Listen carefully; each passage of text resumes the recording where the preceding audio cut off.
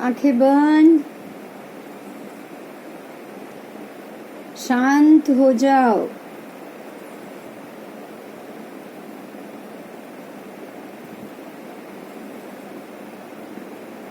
सारी चिंता छोड़ दो, रिलैक्स।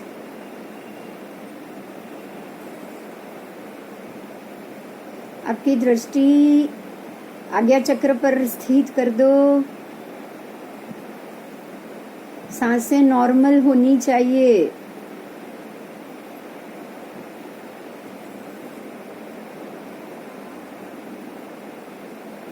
ब्रीदिंग एकदम नॉर्मल, शांत।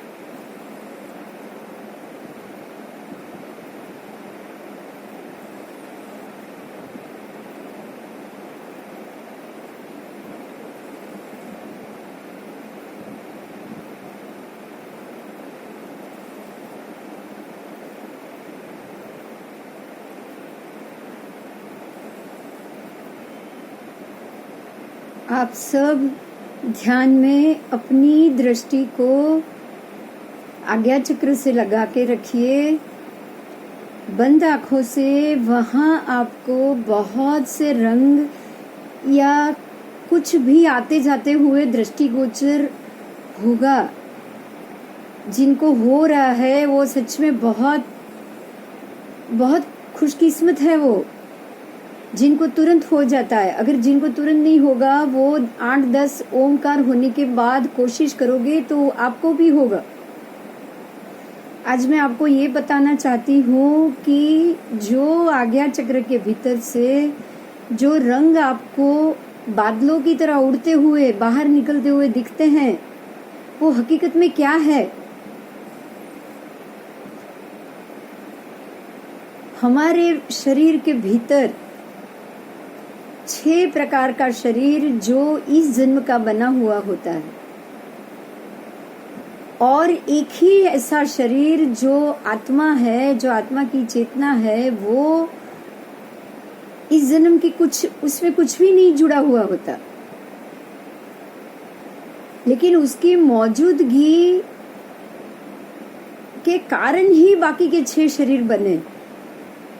तो ये 6 शरीर आसपास लगे हुए हैं, और उसके भीतर जो बीच में दबा हुआ शरीर है, वो है हमारा आत्मा का चैतन्य शरीर।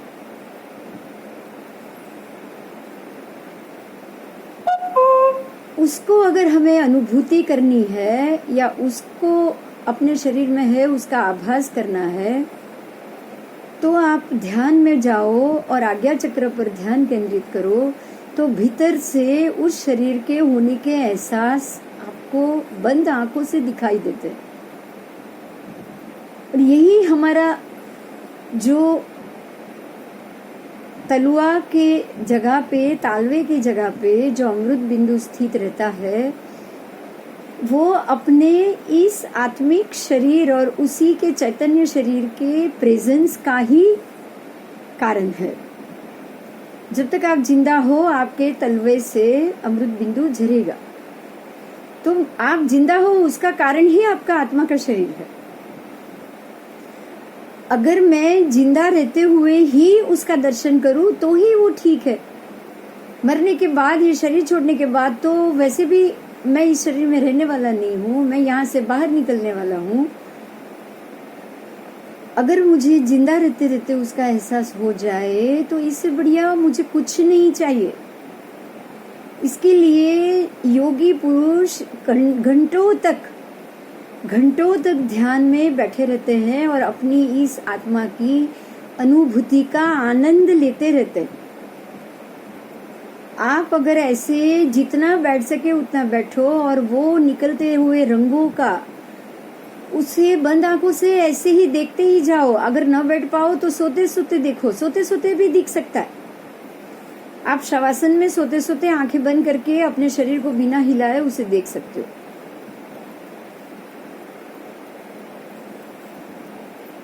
बस हमको तो अपने आत्मिक शरीर की अनुभूति ही करना है, और यही सच्चित आनंद